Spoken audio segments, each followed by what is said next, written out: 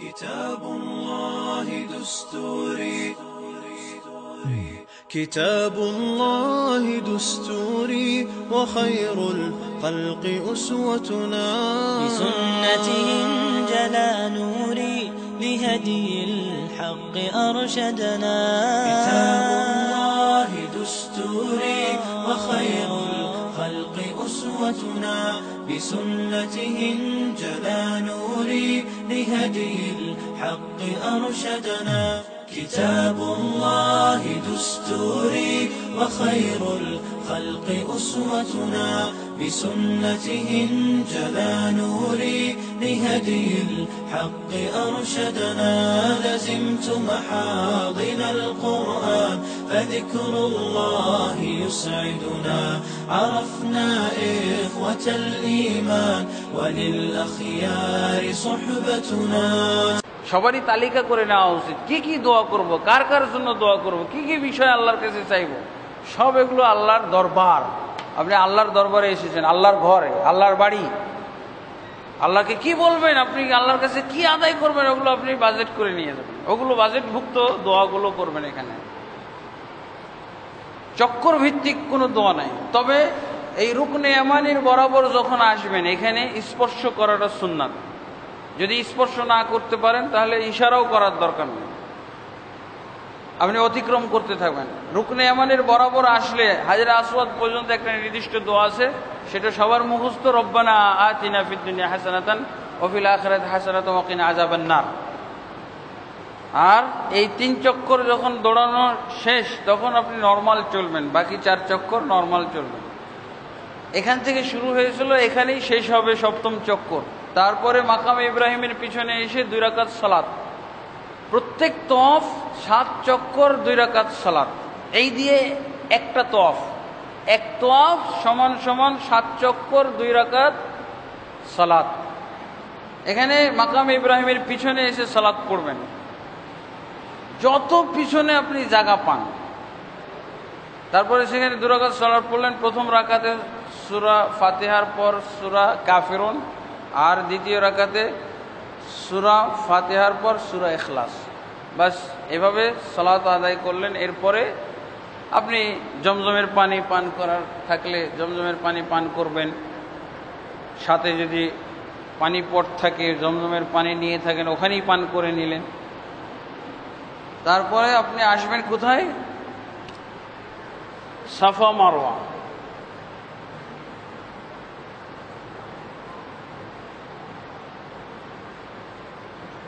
সফা আর এটা হলো মারওয়া।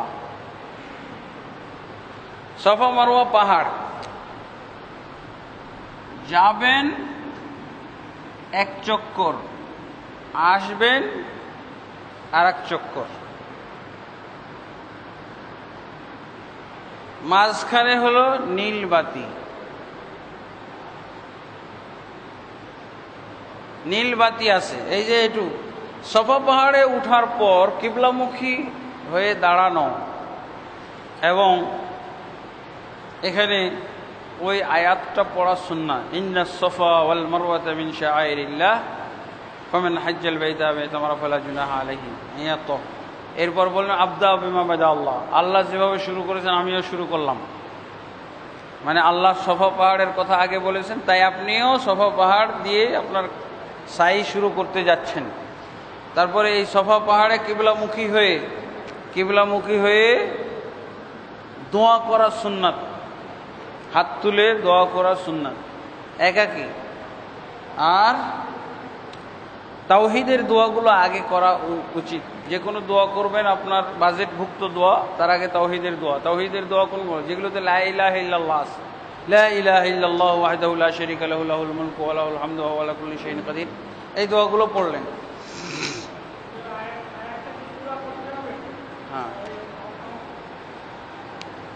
হ্যাঁ, এ পর্যন্ত পড়লো হয়, পুরা পড়লো সমস্যা নেই।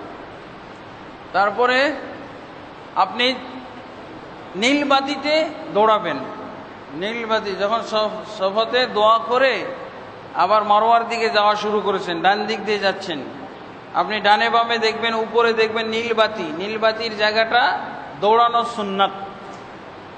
আর এই সাফা মারওয়ার সাই তো কোনো ইয়ে নাই, কোনো নির্দিষ্ট দোয়া নাই, প্রথম চক্করের দোয়া, দ্বিতীয় চক্করের দোয়া, তৃতীয়, এরকম কোনো দোয়া হাদিসে নাই, নিয়মের ভিতরে নাই। এটা বাড়তি নিয়ম, মানুষকে গতানুগতিক হজ ধরানোর একটা সিস্টেম। মানুষ গতানুগতিক হজ করতে পারে, এরকম বাস্তবসম্মত হজ। আপনি বাজেটভুক্ত দোয়াগুলো করবেন। তবে এই নীলবাতির মধ্যে একটা দোয়া আছে, হ্যাঁ, রব্বিগফির ওয়ারহাম আনতাল আযুল আকরাম, এটা এইটুক মাত্র, এইটা পড়বেন আর দৌড়াবেন। এই দৌড়ানো হলো সেই ইসমাইল নবীর মা পানির জন্য যে এই দুই পাহাড়ের মাঝে উপত্যকায় দৌড়াদৌড়ি করেছিল, সেইটার ইতিহাস, সেইটার ঐতিহ্য এটা। এই জন্য পুরুষরা দৌড়াবে, মহিলারা দৌড়াবে না, এরকম কোনো দলিলে লেখা নাই, কোরআনে নেই, হাদিসে নেই। এটা এমনি আনুমানিক কিয়াস থেকে বলে থাকে, কিয়াসি কথা। মহিলারা দৌড়াবে না। আল্লামা নাসিরউদ্দিন আলবানী উনি বলছেন যে দৌড়ানো নিষেধ কোথায়?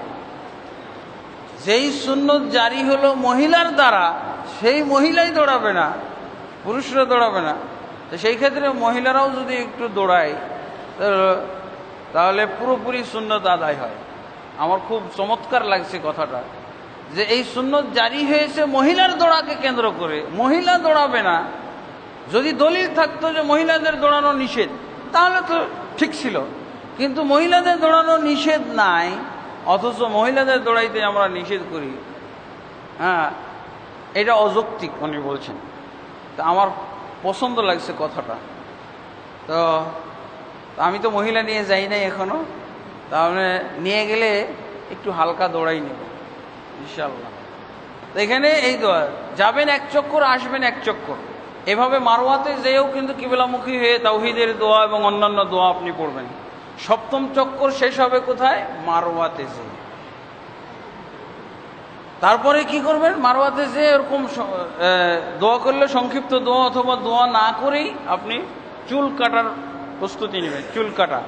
চুল কাটা, মুন্ডানো। যদি 8 তারিখের অনেক আগে আপনি যেয়ে থাকেন তাহলে চুল মুন্ডিয়ে ফেলবেন, আর যদি 8 তারিখে যান তাহলে মুন্ডানোর দরকার নেই, আপনি ছোট করবেন, 10 তারিখে আবার মুড়িয়ে ফেলবেন। এই জন্য তা আলহামদুলিল্লাহ, তাহলে চুল কাটা মোড়ানোর মাধ্যমে আমার এহরাম, উমরা শেষ, এহরাম সমাপ্ত, আমি এখন এহরাম মুক্ত, হালাল হয়ে গেলাম।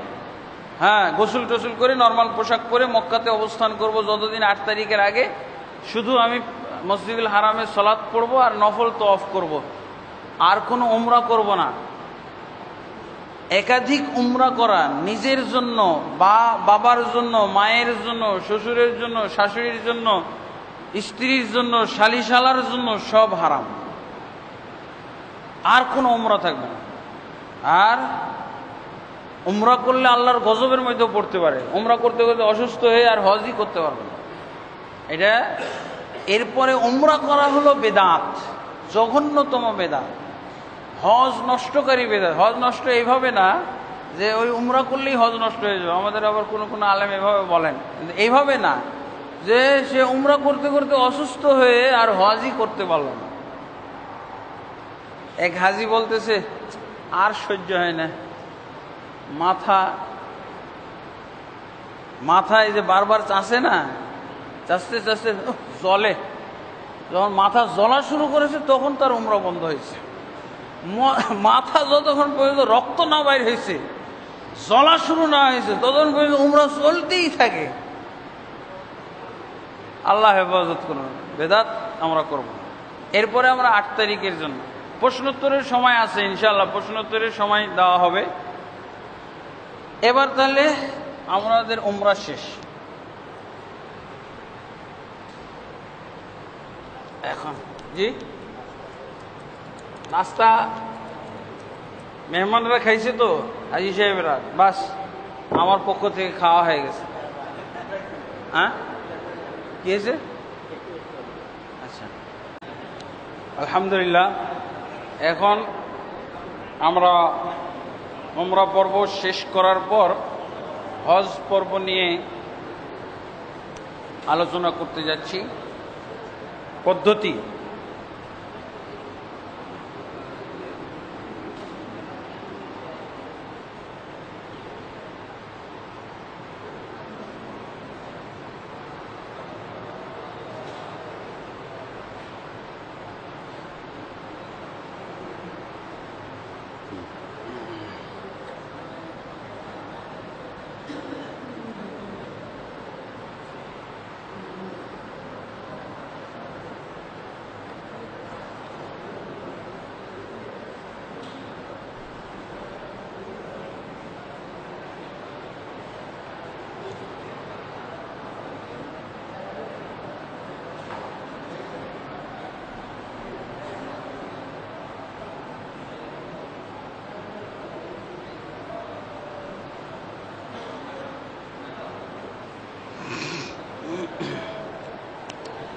আলহামদুলিল্লাহ আমরা হজ পর্ব আলোচনা করছি।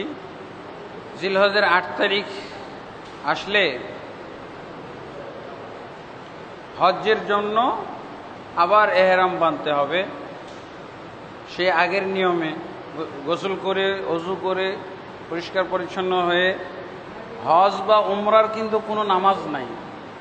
আমরা হজ উমরার এহরামের 2 রাকাত নামাজ বলে শুনে থাকি, কিন্তু আসলে এহরামের কোনো নামাজ নাই, না উমরার সময় আছে আর না হজ্জের সময় এহরামের কোনো নামাজ নাই।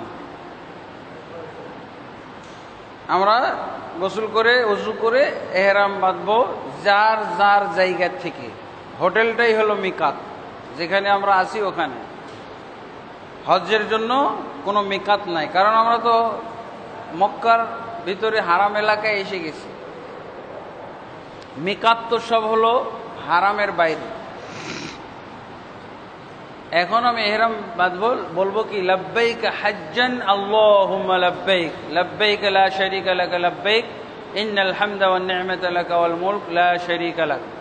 মহিলারা পূর্বে যেভাবে বলছি মার্জিত যে কোনো পোশাক, পর্দা, শরীর আবৃতকারী পোশাক পরে তারা একই নিয়মে অজু গোসল, গোসল অজু করে ওই লাব্বাইক হাজ্জান বলে এহরাম বাঁধবে। এহরাম বেঁধে 8 তারিখের কাজ হলো, 8 তারিখে এহরাম বাঁধতে হয়। রাসূলুল্লাহ সাল্লাল্লাহু আলাইহি ওয়াসাল্লামের সুন্নাহ হলো 8 তারিখ। আরবি মাসের তারিখ শুরু হয় রাত দিয়ে, সূর্য ডুবলেই তারিখ, আর দিন পরে আসে। আর ইংরেজিতে রাত 12টার পর নতুন দিন আসে, সেটাও রাত দিয়ে শুরু, কিন্তু মধ্যরাত থেকে শুরু। আর আরবি রাতের সূচনার থেকেই শুরু। 8 তারিখে এহরাম বাঁধা মানে কি, আল্লাহ রাসূল সাল্লাল্লাহু আলাইহি ওয়াসাল্লাম 8 তারিখ তো লম্বা টাইম, সূর্য ডুবার পর আবার সূর্য ডুববে, সূর্য ডুবার পূর্ব পর্যন্ত 8 তারিখ। তো এই যে লং টাইম, এই টাইমের মধ্যে কোন টাইমে আমরা এহরাম বাঁধব? হ্যাঁ, তো সূর্য ডুবার আগে যদি হয় তো ওইটাকে বলা হবে 7 তারিখ। 7 তারিখে এহরাম বাঁধা যাবে না, অনেকেই আসরের পর নিয়ে চলে যায় 7 তারিখ, সেটা সূর্য ডুবে নাই। তাহলে এহরাম করে যাওয়া যাবে না, এহরাম ছাড়া মিনায় যেতে হবে। কারণ আপনার 8 তারিখে হজ শুরু আর আপনি 7 তারিখে শুরু করবেন, এটা তো হয় না। জুমা কি আমি বৃহস্পতিবার পড়তে পারবো? ঈদুল ফিতর কি 30 রোজার দিন পড়তে পারবো? আর ঈদুল আজহা কি 9 তারিখে পড়তে পারবো? না। এরকম হলো হজ শুরু 8 তারিখ, 8 তারিখ হইতে হবে। এই যে দিনের বেলায় জোহরের পরও 8 তারিখ, আসরের পরও 8 তারিখ, মাগরিব পর্যন্ত 8 তারিখই থাকলো। রাসূল সাল্লাল্লাহু আলাইহি ওয়াসাল্লাম কোন সময় এহরাম বেঁধেছেন? 8 তারিখ রাত পার হয়ে সকালবেলা নাস্তা করে তিনি এহরাম বেঁধে মিনার উদ্দেশ্যে গেছেন 8 তারিখ। 8 তারিখের কাজ হলো এহরাম বাঁধা আর মিনাতে অবস্থান করা, দুইটা কাজ। এহরাম বাঁধা হজের আর মিনাতে অবস্থান করা, আর মিনাতে 5 ওয়াক্ত সালাত কমপ্লিট করা। 5 ওয়াক্ত সালাত কমপ্লিট। 5 ওয়াক্ত সালাত কখন থেকে? জোহর থেকে শুরু হবে, জোহর, আসর, মাগরিব, এশা, ফজর। কিন্তু আমাদের ক্ষেত্রে জগা খিচড়ি হয়ে যায়। 8 তারিখে 5 ওয়াক্ত নামাজ সালাত শুরু হবে জোহর দিয়ে, কিন্তু দেখা যাবে যে এশা দিয়ে শুরু হচ্ছে। 8 তারিখের এশা, ফজর, জোহর, আসর, মাগরিব। কত? মাগরিবে এসে 5ম ওয়াক্ত শেষ হলো, তো এটা সুন্নাহ বিকৃতি হলো না? 8 তারিখের যেটা আসল কাজ শেষ, বিকৃত হয়ে গেল, এটা বেদাত হয়ে গেল। সুন্নাহ ছেড়ে দেওয়া যায়, কিন্তু সুন্নাহকে বিকৃত করা যায় না। আপনি নামাজের পরে কিচ্ছু না বলে মুখ বন্ধ করে চলে যান, কোনো গুনাহ হবে না। আর দোয়া করলে রাসূল সাল্লাল্লাহু আলাইহি ওয়াসাল্লাম যেই দোয়াগুলো করেছে ওগুলো করতে হবে। আপনি এলো পাথাড়ি মোনাজাত করলে বেদাত হবে, আর কিচ্ছু না করলেও বেদাত হবে না, কোনো গুনাহই হবে না, শুধু নেকি হলো না। আপনি সুন্নাহ পালন করবেন জোহর থেকে ফজর পর্যন্ত, আপনি এশা থেকে মাগরিব পর্যন্ত, এটা সুন্নাহর বিকৃতি। ওই দিনের আমল পণ্ড, খামাখায় আয়োজন, খামাখায় তোলপাড়। দেখবেন এই বেরহন, তার সে থেকে যাওয়াই ভালো ছিল।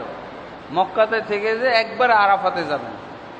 যদি সুন্নাহটা এভাবে না হয়, পঙ্গু সুন্নাত, হাত ভাঙ্গা পা ভাঙ্গা সুন্নাত হয় না, হাফ সুন্নাত হয় না, একেবারেই বাদ দিয়ে দিন, আপনি মিনাই যাওয়াই বাদ দেন, তাহলে আরো লাভবান হইলেন। কি? 5 ওয়াক্ত নামাজ আপনি হারামে পড়লেন, মসজিদুল হারামে, কিন্তু হয়তো ওখানে সুন্নাতকে বিকৃত করার গুণাটা হয়ে যেতে পারে। এশা দিয়ে আপনি পূর্ণ করলেন, এশা, ফজর, জোহর, আসর, মাগরিব, এশা, এরকম 5 ওয়াক্ত না, জোহর, আসর, মাগরিব, এশা, ফজর, এরকম 5 ওয়াক্ত। এটা হলো 8 তারিখের কাজ। আর 8 তারিখের মিনাতে এটাই হলো কাজ, এহরাম বাঁধবো আর মিনায় অবস্থান করব জোহর থেকে 9 তারিখের ফজর পর্যন্ত পড়ব। এই হলো কাজ। এরপরে চলে আসবো ডাইরেক্ট আরাফাত, মিনা থেকে আরাফাত। তাহলে আপনি যদি মিনার কাজটা সুন্নাহ মোতাবেক করতে পারেন, তাহলে আরাফার কাজও আপনার রাসূল সাল্লাল্লাহু আলাইহি ওয়াসাল্লামের সুন্নাহ মোতাবেক হয়ে যাবে। আর মিনার কাজে যদি গোলমাল হয়ে যায়, আরাফাতেও গোলমাল হবে। আরাফাতে কিভাবে হবে? আপনাকে এশার সময় নিয়ে চলে যাবে, রাত্রিবেলায় আপনাকে আরাফাতে পৌঁছাই দিবে। আরাফাতে পৌঁছার নিয়ম হলো জোহরের পূর্বে পৌঁছবেন, আপনাকে এশারের টাইমে পৌঁছাই দিবে। তাহলে দেখেন, আপনার মিনাতে এশা এবং ফজর হওয়ার কথা ছিল, এখন হচ্ছে কি আরাফাতে এশার এবং ফজর পড়তেছে। শুরু গোলমাল হলে তার শেষেও গোলমাল হবে, আপনি মিলাইতে পারবেন না। আর রাসূল সাল্লাল্লাহু আলাইহি ওয়াসাল্লামের পদ্ধতিতে হজ, এটা আর মিলাইতে পারবেন না। বলবেন অসুবিধা কি? সুন্নাহটাই মেনটেন হলো না। দেখছেন, মসজিদ আলাদা হয়ে গেছে শুধু সুন্নাহর পার্থক্যের কারণে। ওই মসজিদে রফুল ইয়াদাইন হয় না, জোরে আমিন হয় না, এই জন্য মসজিদই আলাদা হলো। আপনার কাফেলাও আলাদা হইতে পারে, আপনার মুআল্লিম আলাদা হবে, আপনার এজেন্সি আলাদা হবে, আপনার হজ আলাদা হবে। আপনি ওই জায়গায় আপনি তো শুনে সন্তুষ্ট হয়ে গেছেন, সুন্নাহটাই তো ছাড়া পড়লো, সমস্যা কি? আপনি তো সুন্নাহর কারণে মসজিদ আলাদা করেছেন, আর আপনি কাফেলা আলাদা করলেন না। আমি এভাবে হজ ট্রেনিং দেই, 13 থেকে আমাকে একজন হাজি বলা যেতে পারে আমার ব্রেনে কঠিন কুঠার আঘাত হানছে। রাজারবাগের এক হাজি সাহেব, উনি বলছেন যে আকরাম ভাই, আপনি তো সুন্নাহ মোতাবেক রাসূল সাল্লাল্লাহু আলাইহি ওয়াসাল্লামের পদ্ধতিতে হজ পালন করার নিয়ম শিখান, কিন্তু আপনি কি খোঁজ নিয়ে দেখেছেন যেই হাজিগুলোকে ট্রেনিং দিলেন সুন্নাহ মোতাবেক হজ পালনের, রাসূল সাল্লাল্লাহু আলাইহি ওয়াসাল্লামের তরিকায় হজ পালনের, ওরা কি আসলে এই ট্রেনিং অনুযায়ী সুন্নাহ মোতাবেক হজ পালন করতে পারলো কিনা? শিখাচ্ছেন ট্রেনিংয়ের ভিতরে নবীর পদ্ধতিতে হজ, আর হাজিরা পালন করে আসছে এজেন্সির পদ্ধতিতে হজ। এই ট্রেনিংয়ের কোনো মূল্য নাই। যদি নিজে হজে নিয়ে না যান তাহলে এবং নিজে যেভাবে ট্রেনিং দিলেন ওইভাবে হজ না করান তাহলে এই ট্রেনিং দিয়েন না। পরে ওনার কথাটাতে আমার চরমভাবে আঘাত লাগলো যে বাস্তবেও তো তাই। ওই 13 সন থেকে আমার এমনিই তো প্রতিবারই হয়তো 10-12 জন হাজি এরকম যোগাযোগ করে, আরও বেশি বা কম যোগাযোগ করে, আকরাম ভাই হজে যাব, কোন এজেন্সির মাধ্যমে যাব, সহিভাবে হজ পালনের জন্য কোন এজেন্সিতে যাব। তো ওই 2013 থেকে ওই লোকগুলোর নামই নোট করা শুরু করেন, আমি নিয়ে যাব, আমি নিয়ে যাব, আমি নিয়ে যাব। পরে এজেন্সিকেও এরকমভাবে অঙ্গীকার করাইছে, ভাই আমার সাথে কিছু হাজি যাবে, তবে সুন্নাহ মোতাবেক হজ পালনের অঙ্গীকার দিতে হবে। আপনি বলবেন না, অনেক এজেন্সি বলে দিয়েছে পারবো না ভাই, ঝামেলা এটা, কারণ আমার 300-400 হাজি থাকবে, আমি আপনার এই 15-20 জন হাজিকে সুন্নাহ মোতাবেক হজ পালনের জন্য আলাদা শ্রম কষ্ট এই ঝামেলা মাথায় নিতে আমি পারবো না, এরকমই জবাব দিছে। তো একটা এজেন্সি রাজি হয়েছে, এজেন্সি না হজ গ্রুপ, কি আল মাদানী হজ ট্রাভেল অ্যান্ড ট্যুরস, ওই যে আব্দুল গফুর সাহেব, তো উনি রাজি হয়েছে। উনি এর জন্য কষ্ট করে, কারণ ওই যারা গতানুগতিতে হাজি ওদেরকে মিনায় রাত্রে রেখে এসে আবার আমাদেরকে নিয়ে যায় ওই সকালবেলা জোহরের আগে মিনায়। 5 ওয়াক্ত নামাজ এখানে পূর্ণ করব আমরা, ঠিক আছে 5 ওয়াক্ত নামাজ পূর্ণ। ফজরের পরে আরাফাতে যাওয়া, ঠিক আছে ফজরের পরে আরাফাতে নিব, এইসব অঙ্গীকার পালন করে। মাঝে মাঝে ঝামেলায় পড়ে যায়, কষ্টে পড়ে যায়, এসে বলে যে আকরাম ভাই এবারের মতো ছাড় দেওয়া যায় না। বলছে এবারের মতো যদি ছাড় চান তো আপনাকেও ছেড়ে দেব। রাসূল সাল্লাল্লাহু আলাইহি ওয়াসাল্লামের নিয়ম অনুযায়ী কিয়ামত পর্যন্ত হজ চলবে, কোনো ছাড় নাই। পরে বাধ্য হয়, ছাড় দেওয়া যায় না। আমি বললাম যে ছাড় দিলে তো আপনাকেও ছেড়ে দেব, রাসূল সাল্লাল্লাহু আলাইহি ওয়াসাল্লামের সুন্নাহ ছেড়ে দিবেন আর আপনাকে আমি ধরে রাখবো, এটা হইতে পারে না, আপনাকেও ছেড়ে দেব। তো আলহামদুলিল্লাহ, তো একটা আলাদা তৃপ্তি। 2011-তে এই হজ ট্রেনিং শোনার পর, আমি তো ATN এর সর্বপ্রথম ট্রেনার, আমি ATN যখন হজ ট্রাভেল চালু করলো, এখন আছে কিনা জানি না, পরপর 3 বছর আমি ATN এর হাজিদেরকে হজ ট্রেনিং দিয়েছি। ওই আমার একটা বই তাদের কাছে গেছিলো, তারা এটা পাওয়ার পর অনেকগুলো বইয়ের সাথে কম্পেয়ার করে দেখছে, আমার বইটা সবচেয়ে তাদের ভালো লাগছে। তো আমাকে দিয়েই হজ ট্রেনিং দিয়েছিল 3 বছর। এরপর যাক বাদ দিয়ে দিয়েছি, বাদ হয়ে গেছে ওটা। এইভাবে তাহলে দেখেন, যদি শুরুতে আপনার গোলমাল হয় তাহলে শেষেও গোলমাল হবে, আপনি আর মিলাইতে পারবেন না। তো মিনা থেকে আপনাকে মুআল্লিমের গাড়ি ডাইরেক্ট আরাফাতে নিয়ে আসবে, হ্যাঁ একদিন 8 তারিখ, আর ওইদিকে আবার পরে 11-12 তারিখ থাকতে হবে। তাহলে জোহর থেকে ফজর পর্যন্ত, 8 তারিখ জোহর থেকে ফজর পর্যন্ত থাকতে হবে, এবং প্রতি ওয়াক্ত সালাত জামাতে পড়বেন কসর সহ, মক্কার লোকেরাও কসর করবে আলহামদুলিল্লাহ। এরপরে আরাফাতের কাজ কি? আরাফাতে আল্লাহ রসুল সাল্লাল্লাহু আলাইহি ওয়াসাল্লামের সুন্নাহ, আল্লাহ রসুল সাল্লাল্লাহু আলাইহি ওয়াসাল্লামের নিয়ম ছিল যে উনি জোহরের পূর্বে আরাফাতে পৌঁছেছেন, আরাফাতে অবস্থান করে জোহরের ওয়াক্ত হলে খুতবা দিয়েছেন, খুতবা শেষ করে আজান দিয়ে একামত, জোহরের একামত দিয়েছেন একবারে জোহরের আউয়াল ওয়াক্তে, জোহরের আখের ওয়াক্তে না, আউয়াল ওয়াক্তে। আমাদের দেশে হানাফি ভাইয়েরা সমন্বয় করেন যে জোহরকে পিছায়া আসরের কাছাকাছি নিয়ে যে তাহলে একত্র করা যাবে না, আউয়াল ওয়াক্তে একটাই যদি হয় বা 12:30টায় জোহর হয়ে থাকে তো 12:30টাতেই খুতবা দেওয়ার পরে পরেই, হয়তো 15-20 মিনিট খুতবা দেওয়ার পরে আজান হবে, আজানের পরে পরেই একামত হলো 2 রাকাত জোহর, সাথে সাথে সালাম ফিরায় আবার একামত দিয়ে 2 রাকাত আসর। হ্যাঁ, একত্র। এটাকে বলা হয় জামা, জাম তাকদিম। কি হবে? জামাটা হলো অগ্রিম জমা, আসরের ওয়াক্তে নিয়ে জমা না, জোহরের ওয়াক্তে আসরকে টেনে এনে জমা করা, এটা হলো সুন্নাহ। আর আসরের ওয়াক্ত, জোহরকে পিছিয়ে আসরের ওয়াক্তে নিয়ে যাওয়া, এটা হলো বিকৃত সুন্নাহ, এটা হলো অপব্যাখ্যা, এটা হলো মাযহাব। এই ব্যাখ্যা, অপব্যাখ্যার মাধ্যমে মাযহাব তৈরি হয়। এখন আপনি কি বলবেন? এইভাবে জমা করা হলো হানাফি মাযহাব। বুঝছেন কিভাবে মাযহাব হলো?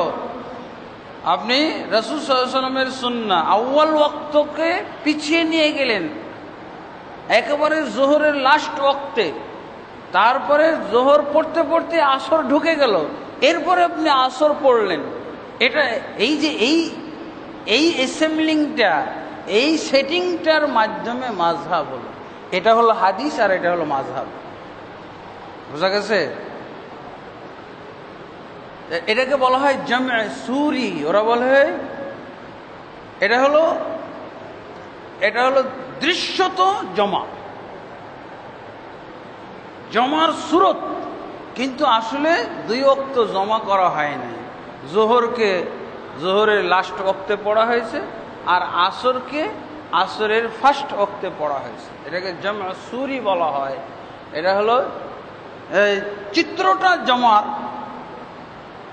কিন্তু আসলে 2 ওয়াক্ত ভিন্ন ভিন্ন নিজ নিজ ওয়াক্তে হয়েছে।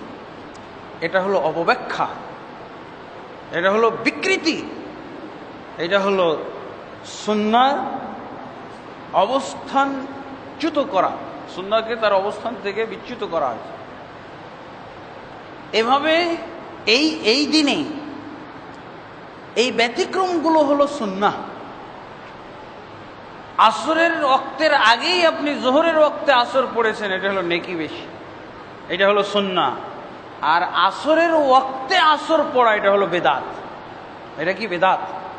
আর ওই দিনই মাগরিবের, সূর্য ডোবার পরে মাগরিব হয় না, সূর্য ডোবার পর যদি আরাফাতে কেউ মাগরিব পড়ে মাগরিবের আউয়াল ওয়াক্তে, তাহলে এটাও হবে বেদাত, গুনাহ। ওয়াক্ত মোতাবেক মাগরিব পড়া ওই দিন গুনাহ, ওয়াক্ত মোতাবেক আসর পড়াও গুনাহ। কি করবেন? মাগরিবকে বিলম্বিত করবেন, মুজদালিফায় যেয়ে পড়বেন, সুন্নাহ, নেকি হবে। আর হয়তো আপনার মাগরিব যদি আরাফাতে পড়েন আদায় হয়ে যাবে, কিন্তু গুনাহ হবে অবশ্যই। আসরকে আসরের ওয়াক্তে বিলম্বিত করে পড়লে, বাঙালি ওয়াক্তে পড়লে আদায় হয়ে যাবে, কিন্তু গুনাহ হবে। আপনি বলেন মাগরিবকে যদি আউয়াল ওয়াক্তে পড়ি তো গুনাহ হবে না? ওরাও বলবে যে গুনাহ হইতে পারে, এবং পড়েও না, কিন্তু আসর পড়ে। তাহলে এখানে আরাফাতে আমি জোহর থেকে মাগরিব পর্যন্ত, সূর্য ডোবা পর্যন্ত অবস্থান করব, ওকুফ আরাফা। এটা হলো হজ্জের একেবারে চূড়ান্ত একটা রুকুন। আল্লাহ রাসূল সাল্লাল্লাহু আলাইহি ওয়াসাল্লাম বলছে আল হজ্জ আরাফা, আরাফাই হচ্ছে হজ, আরাফাটা হজ। যদি আরাফা কেউ পেল তাহলে হজ পেল, আরাফা ছুটে গেল হজ ছুটে গেল। এরপরে কেন এইভাবে দুই ওয়াক্ত একত্র পড়তে হবে? আপনাকে অজুর টেনশন মুক্ত করা হবে। আপনি দোয়া জিকির আজকারের জন্য অবসর গ্রহণ করলেন, এই আরাফাতের মাঠে দোয়া কবুল হয়। যত দোয়া করবেন, এক দোয়া আপনি 10 বার করে করেন, 100 বার করে করেন, আল্লাহকে আপনি বারবার জানান, দোয়া এবং জিকির আজকারের জন্য আপনি মশগুল হলেন, আপনাকে এই জন্য নামাজের আসর নামাজের ঝামেলার থেকে মুক্ত করে দেওয়া হলো। আপনি দোয়া জিকির আজকারের জন্য অজু লাগে না। ওখানে দেখবেন যে আরাফাতে বাথরুমে অনেক বড় লাইন। যার পেটের সমস্যা আছে সে বুঝবে আযাব, আযাব অনুভব করবে। যারা আসরের ওয়াক্ত 5টার সময় পড়বে ওরা এই আযাবের সম্মুখীন, নগদ আযাব, বুঝেছেন? নগদ একটা শাস্তির নমুনা পেয়ে যায়। অথচ যদি জোহরের টাইমে আসর পড়ে ফেলতো আযাব মুক্ত ছিল। এরপরে আমি আরাফাতে অবস্থান করলাম, দোয়া করলাম। দোয়া করে মাগরিব যখন সূর্য ডুবে যাবে তখন আবার আমি রিটার্ন আসব। কোথায়? আরাফাত থেকে মুজদালেফা। মুজদালেফায় আসব। মুজদালেফায় মাগরিবের পৌঁছার পর প্রথম কাজ হলো ওই যে মাগরিব রেখে এসেছি, এই মাগরিবের আজান দিয়ে মাগরিবের 3 রাকাত, তারপরে সাথে সাথে সালাম ফিরায় একামত দিয়ে এশার 2 রাকাত কসর পড়ে যত তাড়াতাড়ি ঘুমাবেন তত সব বেশি। হ্যাঁ, কোনো নফল নামাজ নাই, তাহাজ্জুদ নাই, বিতির নাই। আল্লাহ রসুল পড়েননি, আল্লাহ রসুল সাল্লাল্লাহু আলাইহি ওয়াসাল্লাম বিতির পড়েননি। এই জায়গাটাই, এই একটা মাত্র জায়গা যেখানে ফয়সালা হয়ে যায়, দ্বন্দ্বের ফয়সালা। কি দ্বন্দ্ব? বিতির ওয়াজিব না সুন্নাহ মুআক্কাদা, একটা দ্বন্দ্ব আছে না? হানাফি মাযহাবে বিতির ওয়াজিব, আর অন্য মাযহাবে সুন্নাহ মুআক্কাদা। ওয়াজিব যেই কাজটা ওইটা কখনো যেটা ছাড়েননি আল্লাহ রাসূল সাল্লাল্লাহু আলাইহি ওয়াসাল্লাম, এই একটা দিন যেটা ফয়সালা করে দেয় যে না আসলে বিতির ওয়াজিব না। অন্যথায় আল্লাহ রাসূল এই রাত্রে কোনো সালাতই পড়েননি, বিতিরও পড়েননি। আল্লাহ রাসূল সাল্লাল্লাহু আলাইহি ওয়াসাল্লাম এশার সালাত পড়েই ঘুমিয়ে গেছেন, একবারে ফজর হওয়ার পর উঠেছে। তাহলে কি পাওয়া গেল? এই রাত্রে সালাত না পড়া, নফল ইবাদত না করাটাই নেকি। ইবাদত না করাও নেকি হইতে পারে। আপনি ওই যে মাগরিবের নামাজ ওয়াক্ত হয়ে গেছে, না পড়াতে নেকি হয়েছে না? জোহরের আসরের ওয়াক্ত হয় না, ওয়াক্ত না হলেও আপনি পড়ে ফেলেছেন, এতে নেকি পাননি? ইবাদত অনেক সময় ছেড়ে দেওয়াও নেকি, আরো আসবে নেকির অবস্থা। ইবাদত ছেড়ে দেওয়া নেকি। এরপরে আসলেন এখানে, ঘুমিয়ে গেলেন। তারপরে ফজরের পর হলো দোয়া। ফাইযা আফাযতুম মিন আরাফাতিন ফাযকুরুল্লাহ ইনদাল মাশারিল হারাম। আল্লাহ বলছেন আরাফাত থেকে ফিরে এসে মাশআরুল হারামে তোমরা দোয়া করো, আল্লাহর জিকির করো। রাসূলুল্লাহ সাল্লাল্লাহু আলাইহি ওয়াসাল্লাম ফজরের নামাজের পর মাশআরুল হারাম নামক পাহাড়ের কাছে দাঁড়িয়ে কিবলামুখী হয়ে দীর্ঘক্ষণ দোয়া করেছেন হাত তুলে তুলে। এই দীর্ঘক্ষণ দোয়া করা এটা হলো সুন্নাত। কখন? এশার পরে নয়, এটা ফজরের পর দোয়া সব। তারপরে ফজর অর্থাৎ সূর্য ওঠার আগে আগে আপনি মুজদালিফা ত্যাগ করবেন। কোথায় আসবেন? এই হলো মিনাতে আবার রিটার্ন আসলেন। মিনাতে রিটার্ন আসলেন কি কাজ, কিসের জন্য? 5টা কাজ করবেন। মিনাতে 5টা কাজ না, 10 তারিখের 5টা কাজ আছে। প্রথম কাজ হলো মিনায় জামরাকে পাথর মারা। জামরা কি? আগে তো পিলার ছিল,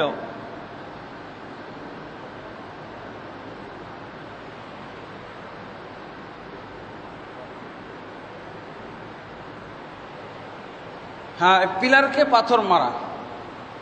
বড় জামরা হলো এটা, যেটা মক্কার দিকে, এই যে কাবার দিকে যেটা জামরা, এটাকে বলা হয় বড় জামরা। শয়তান বলবেন না। আজকের ট্রেনিংয়ে আপনার শয়তান বলাটা বলতে হবে। শরিয়া ইকামত রামিউল জামরাত লিইকামাতি যিকরিল্লাহ।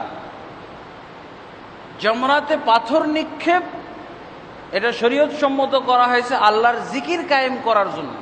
আপনি যখন শয়তান বলেন তো শয়তানের সাথে সাথে কিছু ফাইজলামিও করা হয়। কি? হইচই করে শয়তান মারতেছে। জুতা স্যান্ডেল নিক্ষেপ করা হয়, চেঁচামেচি করে, ছাতাও মারে। শয়তান নয়, কালো পাথরের চুমু খেয়ে আপনি নেকি পেয়েছেন, এখানে পাথর মেরে নেকি পাবেন।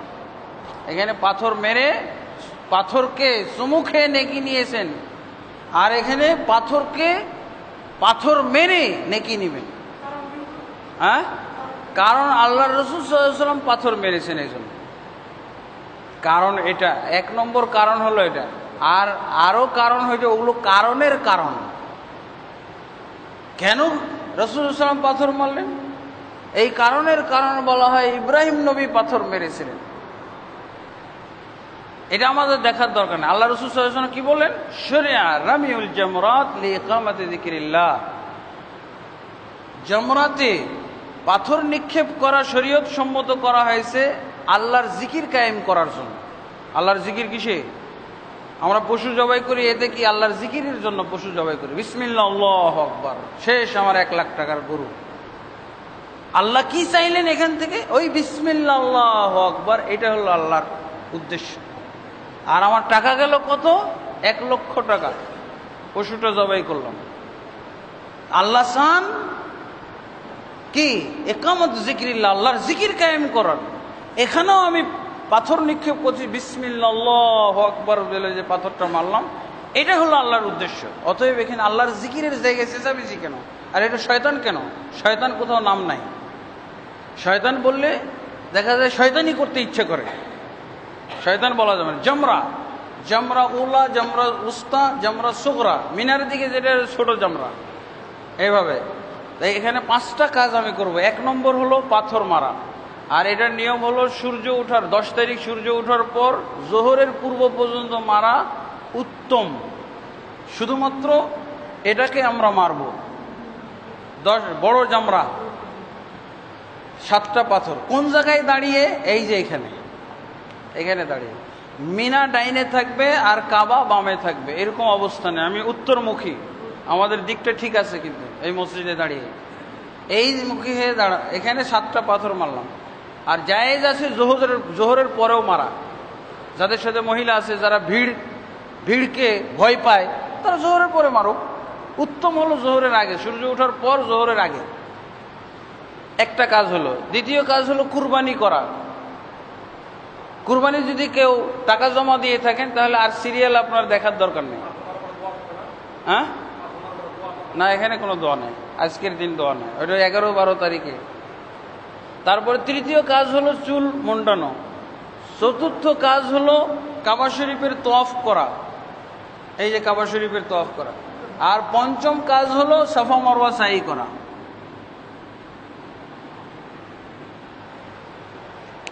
এই হলো 5টা কাজ। এই কাজগুলোকে কি বলা হবে? 10 তারিখের কাজ। আপনারা কি জানেন? এগুলো হলো 10 তারিখের কাজ। আপনারা কি জানেন? 12 তারিখের কাজ, 11 তারিখের কাজ, কয় তারিখের কাজ? 10 তারিখের কাজ। কিন্তু প্রায় 99% এজেন্সি আপনি জেনে গেলেন 10 তারিখের কাজ, করাবে 12 তারিখে। বুঝেছেন?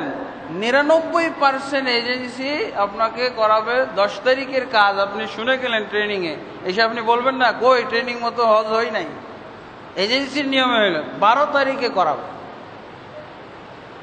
আচ্ছা, আমাদের জিজ্ঞাসা, রাসূল সাল্লাল্লাহু আলাইহি ওয়াসাল্লাম কখন করেছেন? রাসূল সাল্লাল্লাহু আলাইহি ওয়াসাল্লাম 10 তারিখে জোহরের আগেই করে শেষ করেছেন 5টা কাজ।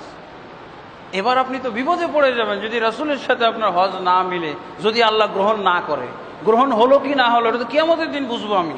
কিন্তু আমার আয়োজনটাতেই তো ভুল ছিল, আমার প্রক্রিয়াতেই যদি ভুল ছিল, যদি গ্রহণ না করেন তাহলে আমার করার কিছু আছে? তোমাকে বলা হয়েছিল রাসূলের মতো করে হজ পালন করো, খুযু আন্নী মানাসিকাকুম, তোমরা আমার থেকে হজের নিয়মগুলো শিখে নাও। কিন্তু 99% হজ এজেন্সি হজ করায়। আপনি শুনে গেলেন এটা 10 তারিখের কাজ, কিন্তু করাবে আপনাকে 12 তারিখ। হ্যাঁ, করা যায়। কাদের জন্য? এটা নর্মাল না, এক্সেপশনাল ব্যাপার। প্রত্যেক ক্ষেত্রে একটা নিয়ম আছে, আর একটা হলো ব্যতিক্রম আছে। ব্যতিক্রম যদি হয়, কেউ অসুস্থ হয়ে গেছে, সমস্যা হয়ে গেছে, অপারক হয়ে গেছে যে কোনো কারণে, তাহলে আপনি পরেও 10 তারিখের পরেও করতে পারেন। কিন্তু নর্মালি নিয়ম হবে 99% এজেন্সির নিয়মই এটা, তাহলে তো নিয়ম হয়ে গেল, ব্যতিক্রমটা নিয়ম হয়ে গেল, এটা তো সর্বনাশী কথা। তারপরও আমি ব্যতিক্রম করলে কি করব? আজান দেবেন।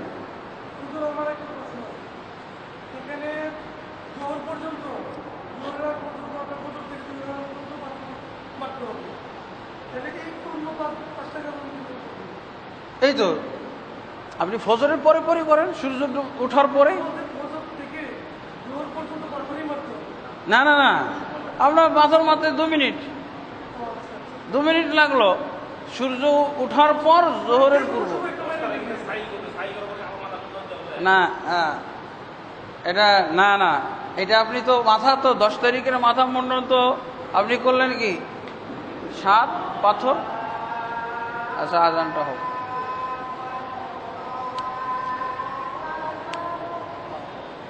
আর হ্যাঁ, একটা হলো এই যে বড় জামরাকে 7টা পাথর নিক্ষেপ করা, আর এই পাথরগুলো আমি মুজদালিফা থেকে নিতে পারি, মিনাতে এসেও নিতে পারি এখানে। তারপরে কুরবানি করা, কুরবানির টাকা জমা দেয়, এটা সিরিয়াল। এরপরে হলো মাথা মুন্ডন করা, এরপরে হলো মক্কায় এসে কাবার তওয়াফ করা, আর পঞ্চম হলো সাফা মারওয়া সাই করা। এই হলো 5টা কাজ। আল্লাহ রসুল সাল্লাল্লাহু আলাইহি ওয়াসাল্লামের জোহরের আগেই সব শেষ হয়ে গেছিল 10টা। হ্যাঁ, আমরা করি তো আমাদেরও প্রায় জোহরের কাছাকাছি সময় শেষ হয়ে যায়। গতবার জোহরের আমরা নামাজ ধরতে পারছি মক্কায় এসে। তো আর জোহরের পরে আমরা কাবা শরীফের তওয়াফ এবং সাফা মারওয়া সাই করছি। জি 11 তারিখ। হ্যাঁ 11, 12, 13 আমি মক্কায় যে কাবা ঘরে তওয়াফ সাই করে আবার আমাকে মিনায় ফিরত আসতে হবে রাত্রে। মিনাতে 11-12 তারিখের কাজ হলো 2টা, রাত যাপন করা ওয়াজিব, আর দিনের বেলা এই 3টা জামরাকে পাথর মারা ওয়াজিব। হ্যাঁ না না না, আপনি তো ওখানে কাবা ঘরে তওয়াফ সাই করার আগেই গোসল করে নিয়েছেন। আমি তওয়াফ সাই করার আগে গোসল করতে পারি, গোসল করে নিয়ে আপনি এহরাম মুক্ত হয়ে যাবেন। আর 10 তারিখে পাথর মারার পর, তারপরে কুরবানি করার পর চুল মন্ডিয়ে গোসল টোসুল করে পায়জামা পাঞ্জাবি পরে আমি তওয়াফ সাই করব। এটা নিয়ম হলো সূর্য। হ্যাঁ হ্যাঁ, এহরাম ছেড়ে এহরাম মুক্ত হয়ে গেলেন। কিন্তু ওই যে বলছিলাম যে ব্যতিক্রম 10 তারিখের পরও করতে পারেন। যদি কেউ 10 তারিখের পরে করে তাহলে নিয়ম হলো এহরাম খুলবে না। যতদিন তওয়াফ না করেছে ততদিন পর্যন্ত এহরামের মধ্যে থাকতে হবে। কিন্তু কাজ কি হয়, বিলম্বে করে তওয়াফ আবার এহরামও খুলে ফেলে, 2টা বিরোধিতা একসাথে। 11 তারিখে আমি 10 তারিখে রাত্রে চলে আসলাম মিনায়। মিনায় রাত যাপন, এটা হলো একটা ওয়াজিব। আর দিনের বেলায় পাথর মারা আর একটা ওয়াজিব। দিনের বেলায় পাথর মারলে শুরু হবে আমার এই ছোট দিয়ে, ছোটটাকে আগে মারবো। 7টা পাথর একসাথে মারা যাবে না, একটা একটা করে। বিসমিল্লাহ, আল্লাহু আকবার, আল্লাহু আকবার, আল্লাহু আকবার, আল্লাহু আকবার। তারপরে দ্বিতীয়টাকে, প্রথমটাকে মেরে দোয়া আছে, হাত তুলে কিবলামুখী হয়ে দোয়া। দ্বিতীয়টাকে মেরে হাত তুলে কিবলামুখী হয়ে দোয়া। তৃতীয়টাকে কোনো দোয়া না করা সব, দোয়া করা গুনাহ। ওই যে বলছিলাম না যে ইবাদত করাও গুনাহ হইতে পারে, এইটা হলো আর একটা পয়েন্ট। এরকম 12 তারিখেও এইভাবে রাত যাপন এবং দিনের বেলা আপনি 3টাকেই পাথর নিক্ষেপ করবেন। শুরু হবে ছোট দিয়ে এবং শেষ হবে বড়টাই। হ্যাঁ, কোনো এহরাম নাই, শেষ। আপনার 10 তারিখে তো এহরাম শেষ। হ্যাঁ, পরেরগুলো হ্যাঁ এহরাম ছাড়া নর্মাল পোশাক। এহরাম মুক্ত তো আমি 10 তারিখে হয়ে গেছি। তওয়াফ সাইর আগেই তো আমি পায়জামা পাঞ্জাবি পরে ফেলছি, এহরাম মুক্ত হয়ে গেছি। কিন্তু তওয়াফ সাইর পরে চূড়ান্ত হালাল। 13 তারিখ হলো আমি মারতেও পারি, নাও মারতে পারি। 13 তারিখে সূর্য ডুবে গেলে কিন্তু মারা, রাত্রে থাকা ওয়াজিব, দিনের বেলা পাথর মারা ওয়াজিব। 13 তারিখ, হ্যাঁ, মানে 12 তারিখ যখন, 12 তারিখে যখন সূর্য ডুবে গেল, ওটাই 13 তারিখ ডুবে, হ্যাঁ, তখন ওই 13 তারিখে আমি বলছি, ওই 13 তারিখে রাত যাপন করা ওয়াজিব আর দিনের বেলা পাথর মারা ওয়াজিব। আর সূর্য ডুবার আগে, 13 তারিখের সূর্য ডুবার আগে যদি আমি মক্কার উদ্দেশ্যে চলে আসি, তাহলে আমার এই ফ্যাসিলিটি আছে, তাহলে 13 তারিখ ক্ষমা, 13 তারিখে মারতে হবে না। যদি সূর্য ডুবার আগে আমি বের হয়ে চলে আসি, তাহলে 12 তারিখ মেরেই আমি চলে আসবো, আমার হজ সম্পূর্ণ হয়ে গেল। আর এসে মক্কায় শুধু তওয়াফে বিদা করে মক্কা থেকে বিদায়, না না, বিদায়ী তওয়াফে শুধু তওয়াফ, সাই নাই। আলহামদুলিল্লাহ, মোটামুটি এর মাধ্যমে হজ পর্ব শেষ। এখন প্রশ্নোত্তর থাকলো সালাতের পর ইনশাআল্লাহ।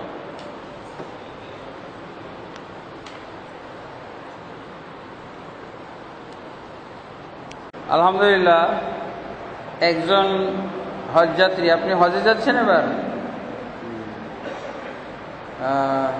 আলহামদুলিল্লাহ, উনি প্রশ্ন করেছেন কুরবানি যদি টাকা জমা দেয়, ওনার কুরবানিটা তো হবে, কিন্তু কুরবানি হওয়ার সময় উনি পাশে নেই কুরবানির পশু জবাইয়ের সময়, তো কুরবানিটা কি হবে? উত্তর হচ্ছে, কুরবানি আপনার টাকায় কুরবানি, যে যেখানেই দেখ না কেন আপনার পক্ষেই হবে। আপনার কুরবানির পশু জবাইয়ের সময় উপস্থিত থাকা জরুরি নয়, থাকলে এবং নিজে জবাই করাটা উত্তম, কিন্তু হজের ফিল্ডে, হজের ক্ষেত্রে আমি বলবো উত্তম নয়। উত্তম বটে, কিন্তু আপনার জন্য এটা কষ্টকর হয়ে যাবে, কারণ আপনি এমনি ক্লান্ত থাকবেন। আর যে টাকাটা জমা দেওয়া হয়, এটা আপনি যত যত্ন সহ জবাই না করবেন, তার চেয়ে অনেক যত্ন সহ এটা জবাই করা হয়। আপনি 480 টাকা বা 500 রিয়াল দিয়ে পশুটা কিনে দিয়েছেন, ওই দেশের সরকার আরও 500 রিয়াল এর সাথে যোগ করে এটাকে যত্ন সহ জবাই এবং ফ্রিজিং করে প্লেনে উঠিয়ে বিভিন্ন গরিব রাষ্ট্রে গরিবদের জন্য পাঠিয়ে দেয়। আলহামদুলিল্লাহ, চিন্তা করে দেখেছেন, আপনি দিলেন 500 রিয়াল, আর এই 500 রিয়ালের কারণে সরকারকে আরও 500 রিয়াল খরচ করতে হল। পশু নিয়ে যাওয়া যায় না প্লেনে, কিন্তু জবাই করা পশু ঠিকই প্লেনে উঠে চলে আসতেছে বাংলাদেশ। দুম্বা পাওয়া যায় না, এই নিয়ে তো বহুত রাজনীতিও হয়, আমাদের দেশে রাজনীতিও হয়, গরিবদেরও খাওয়া হয়, বুঝেছেন? এটা আমাদের বাংলাদেশের সংস্কৃতি, বাংলাদেশের অনেক আলেম ওলামা ফতোয়া। এটা হলো বেদলিল নিয়ম একটা, যে কুরবানি দাতা তার জবাইয়ের সময় উপস্থিত থাকতে হবে, পশুর জবাইয়ের সময় উপস্থিত থাকতে হবে, নাহলে মৌলবি ছুরি নিয়ে অসহায় দাঁড়িয়ে আছে, কখন লোক আসবে? 7 ভাগের লোক 1 ভাগের লোক আসে নাই, দাঁড়িয়ে আছে। এরকম উনি না উপস্থিত থাকলে অথবা ওনার নাম তেলাওয়াত না করলে কুরবানি হবে না, এরকম চিন্তা ভাবনা বেদাত। ওনার কোনো উপস্থিতি জরুরি না, কারণ আল্লাহ কুরবানির পশু কেনার আগেই জানেন এই লোকটা কোন কুরবানির পশুটা কিনবে এবং জবাই হবে তার পক্ষে, আল্লাহ জানেন। আলহামদুলিল্লাহ, ক্লিয়ার হয়েছে। আর কার প্রশ্ন?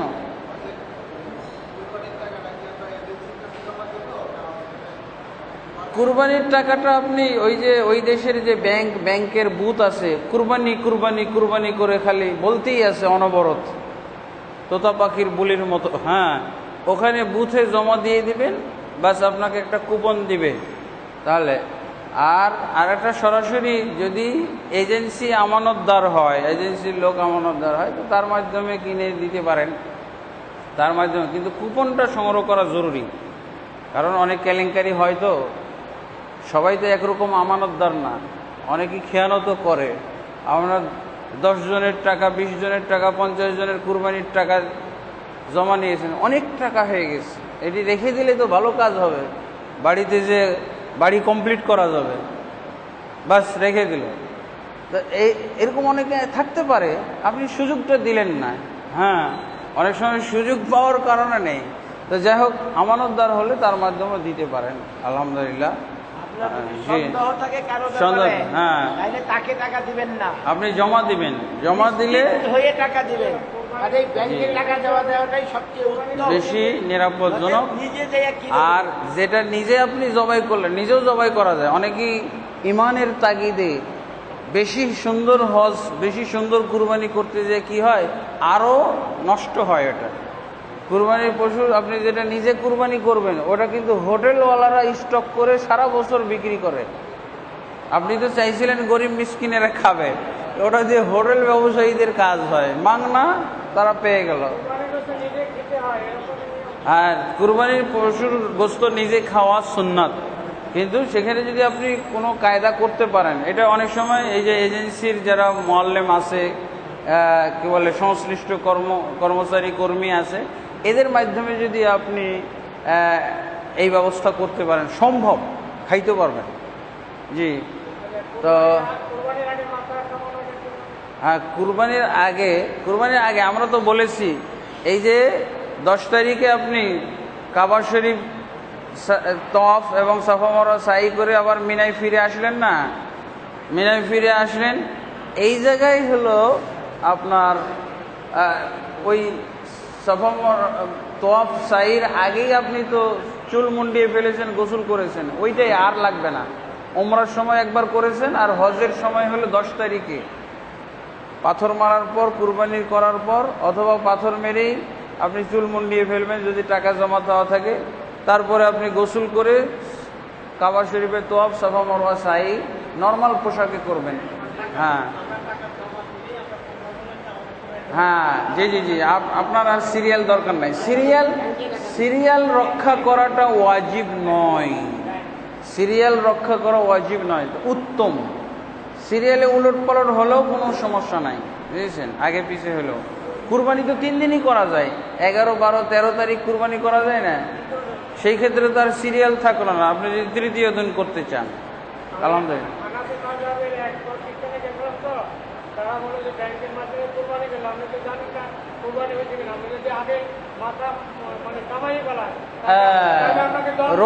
রোগটা হলো এই যে ওনারা সিরিয়াল মেনটেনকে ওয়াজিব মনে করে।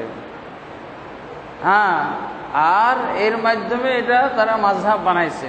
আর রাসূল সাল্লাল্লাহু আলাইহি ওয়াসাল্লামের হাদিস হলো, হ্যাঁ, ইফআল ওয়ালা হারাজ, মা কুদ্দিমা, মা সুইলা রাসূলুল্লাহ সাল্লাল্লাহু আলাইহি ওয়াসাল্লাম আন শাইইন কুদ্দিমা আও উখিরা ইল্লা ক্বালা ইফআল ওয়ালা হারাজ। 10 তারিখের 5টা কাজের মধ্যে কেউ আগে করেছে কোনোটা, কেউ পিছে করেছে কোনোটা, রাসূল সাল্লাল্লাহু আলাইহি ওয়াসাল্লামকে আগে পিছে করা সম্পর্কে জিজ্ঞাসা করা হলেই রাসূল সাল্লাল্লাহু আলাইহি ওয়াসাল্লাম এই উত্তরই দিয়েছেন, করে যাও, কোনো সমস্যা নাই। রাসূল সাল্লাল্লাহু আলাইহি ওয়াসাল্লাম কি বলছেন? করো, কোনো সমস্যা নাই, সিরিয়াল উলট পালট করেও করো, কোনো সমস্যা নাই। আর হুজুর বলছে সমস্যা। আর এইটাই হলো মাযহাব, বুঝেছেন, আর এটা হলো হাদিস। ঠিক আছে জি, মৃত ব্যক্তির নামে কুরবানি দেওয়া যাবে না, এটাই হলো 1 নম্বর কথা। তবে মৃত ব্যক্তিকে কুরবানির সওয়াবে শরীক করতে পারেন, এটা হলো কথা। আর যদি একান্তই মৃত ব্যক্তি ওসিয়ত করে যেয়ে থাকে, সেই ওসিয়তের ভিত্তিতে তার নামে কুরবানি করেছেন, তাহলে শুধু ফকির মিসকিনদেরকে খাওয়াতে হবে, নিজে খাইতে পারবেন না, এবং নিজের সাথে এটা শরীক করা যাবে না। ঠিক আছে, আলহামদুলিল্লাহ। তবে হজের কুরবানির সাথে ওই মৃত ব্যক্তি বা কাউকে জড়িত করা যাবে না, এটা হজের নিয়ম আপনার। জি, আপনি কি বলছিলেন? জি,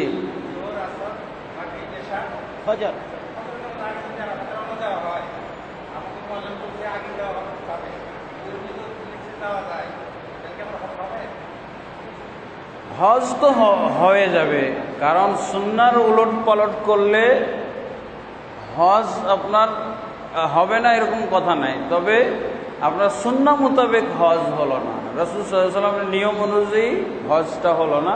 এই সুন্নাহ মোতাবেক হজ যে করা ছাড়া পড়লো, ওই পরিমাণ আপনার নেকি কমবে।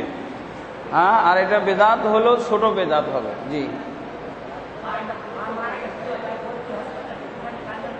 হ্যাঁ, বদলি হজ করলে বদলি হজের কিছু নিয়মাবলী আছে। বদলি হজ করা হলে যে ব্যক্তি বদলি হজ করবে ওই ব্যক্তি আগে নিজের হজ করেছে, তার উপরে হজ ফরজ হয়েছিল এবং সে নিজের হজ করেছে, এরকম ব্যক্তি বদলি হজ করতে পারবে। এটা হলো হাদিস অনুযায়ী। আর মাযহাব অনুযায়ী যদি এমন কোনো ব্যক্তিকে দিয়ে হজ পালন করা যাবে যার হজ ফরজ নেই, হজ পালন করা তার পক্ষে কোনো নিজের টাকা পয়সা নাই, এরকম ব্যক্তিকে দিয়ে হজ পালন, এটা হলো মাযহাব। আর হাদিস হলো আগে হজ পালনকারী হতে হবে ওই ব্যক্তিকে, তাহলে সে করতে পারবে। কারণ রাসূলুল্লাহ সাল্লাল্লাহু আলাইহি ওয়াসাল্লাম এই ব্যাপারে কড়াকড়ি করেছেন।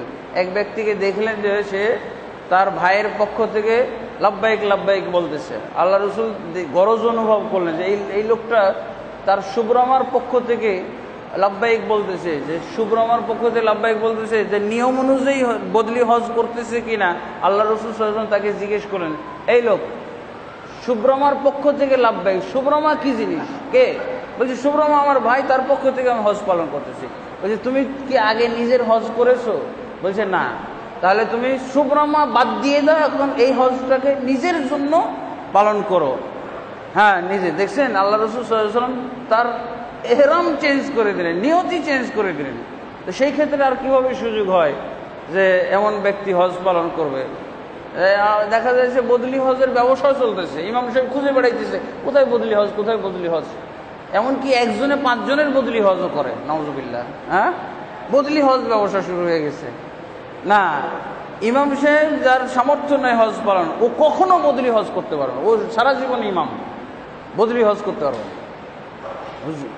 জি, আপনি উমরার সময় বলবেন লাব্বাইকা উমরাতান আন ফুলানিন আন উমুক, আন মানে পক্ষে, অমুক ব্যক্তি, এটা নাম বলতে হবে। লাব্বাইকা আন উম্মি, আপনি যদি বলেন আমার মায়ের পক্ষ থেকে, উম্মুন মানে মা, উম্মি মানে আমার মা, আমার মায়ের পক্ষ থেকে, আলহামদুলিল্লাহ। জি, লাব্বাইকা উমরাতান আন উম্মি, আমার মায়ের পক্ষ থেকে আমি উপস্থিত হয়েছি হজে, আলহামদুলিল্লাহ। জি,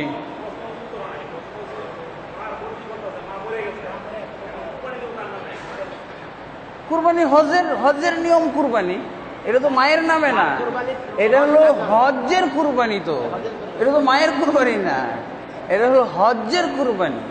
হজ্জের নিয়মের আওতায় এই কুরবানি ওয়াজিব, এটা তো মায়ের জন্য কুরবানি না, বুঝেছেন? আপনি হজ করতেছেন, হজের কুরবানি এটা, আর এই হজটা মায়ের পক্ষে, বুঝে গেছে? এটা ডাইরেক্ট মায়ের পক্ষে কুরবানি না। আর আমাদের দেশে আর একটা কথা শোনা যায় যে বদলি হজ করলে কুরবানি দিতে হয় না। এটাও ভুল কথা, এটা ভুল কথা, অজ্ঞতামূলক একটা কথা। ঠিক আছে, আমি যদি তামাত্তু হজ করি তো কুরবানি তো ওয়াজিব, কুরবানি দিতেই হবে। হ্যাঁ হ্যাঁ হ্যাঁ, কুরবানি একটা হজের অংশ। জি, কুরবানি, হজ্জের কুরবানিকে বলা হয় হাদি। হাদি, বুঝছেন? হাদি এবং কুরবানি, উযহিয়া, এর মধ্যে অনেক পার্থক্য আছে, ডিফারেন্স। জি,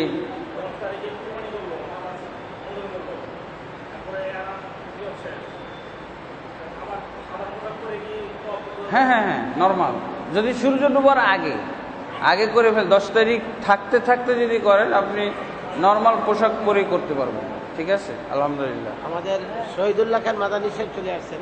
হ্যাঁ, জি, আলহামদুলিল্লাহ। আমার একটা ছোট্ট কথা, আমিও যেহেতু এবার হজে যাচ্ছি, আমার তো টেলিফোন নাম্বার নাই।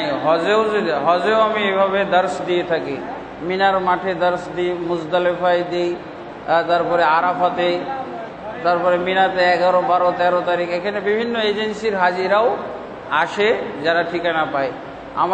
আমার নাম্বার নাই, তবে এই যে একটা কার্ড এবং সাদা একটা লিফলেট দেওয়া হয়েছে না, এটা এখানে একটা নাম্বার আছে, আব্দুল গফুর মাদানী, যেহেতু ওনার সাথে আমি আছি, এই নাম্বারে আমাকে খোঁজ করলে আপনারা পেয়ে যাবেন ইনশাআল্লাহ। মক্কাতে এই নাম্বার, এই যে সৌদি নাম্বার আছে। হ্যাঁ, সৌদি নাম্বারটা আমার না, ওই যে আব্দুল গফুর মাদানী, আল মাদানী হজ কাফেলার, ওনার সাথে আমি যাচ্ছি হজে। তো এই নাম্বারে যোগাযোগ করলে পেয়ে যাবেন। হয়তো তখন আমার নিজের নাম্বার হয়ে যাবে, তখন নিজের নাম্বারটাও দিতে পারবেন উনি, বুঝছেন? আমাকে না পেলেও আমার নাম্বারটা ওনার কাছে পেয়ে যাবেন। আলহামদুলিল্লাহ। এখানে অবশ্য আমার সাথে হজে যাওয়ার একজন হাজিকে দেখলাম। কোথায়? হ্যাঁ,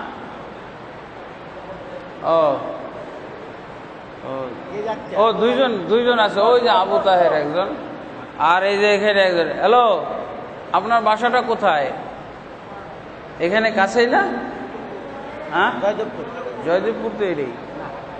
ও, জয়দেবপুর শহর। আলহামদুলিল্লাহ। পিস টিভি সম্পর্কে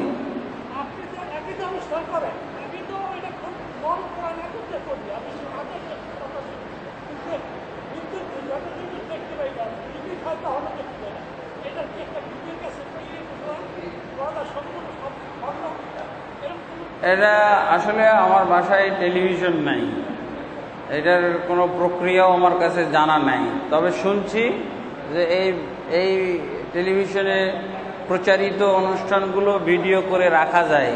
তো এটা আমি চেষ্টা করতেছি, ইনশাল্লাহ আপনি বলার পর আমি আরও গুরুত্ব দিব এই অনুষ্ঠানগুলো যাতে ভিডিও করে এটা ইন্টারনেটেও দেওয়া যায় স্থায়ীভাবে, এবং সিডি করেও অন্যদের কাছে দেওয়া যায়। চেষ্টা করব ইনশাল্লাহ। ঠিক আছে, আচ্ছা, আলহামদুলিল্লাহ। জি, মোটামুটি প্রশ্নোত্তর শেষ।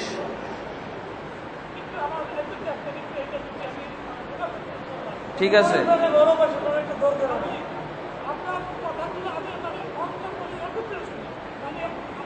আলহামদুলিল্লাহ। জাযাকাল্লাহু খায়রান, বারাকাল্লাহু ফিক, জাযাকাল্লাহু হিরসান। হ্যাঁ, আলহামদুলিল্লাহ। আপনারা সবাই আমার জন্য দোয়া করবেন যেন এই দাওয়াতি কাজ করতে পারি,